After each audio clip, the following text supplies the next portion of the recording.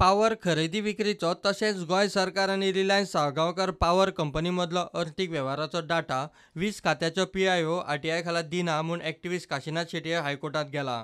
There was an agreement in 1997 which is given to me, but who are the responsible whom 330 crores now loss is going on between we have to pay to Reliance.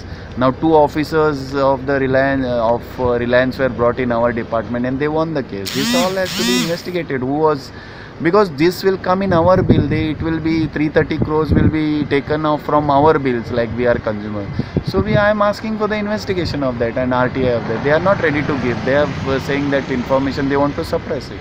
So today the court has asked the chief electrical engineer to file an affidavit on that how much the energy was given or how much, where the papers are missing on it.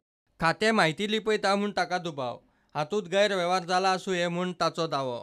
कोर्टान खंय लक्ष घालचें. जून 2013 ते August 2014 वीज खरेदीचे वेव्हारात billing करतना कोफुसांव केले म्हूण सरकारान रिलायन्साचे बिल आडायले आनी प्रकरण ट्रिब्युनलांत गेलें. सरकारान वर्सुकी व्याज धरून दर दिसा प्रमाण रिलायन्साक 278 कोटी भरपाची गोंय सरकाराक फेब्रुवारी 2018 ट्रिब्युनलान ऑर्द दिल्ली. आतां आंकडो 300 कोटींक तेंकलो. ऑर्दी आड सरकार कोर्टात गेला आनी सरकार ऑर्द पाळिना म्हूण कंपनी कोर्टात. ते फाटभुंयेर हे प्रकरण उप्रासलां. हायकोर्टान केस 23 ऑक्टोबराक दवरल्या. प्रुडंटा खातीर सिनियर रिपोर्टर मुकेश कुमार.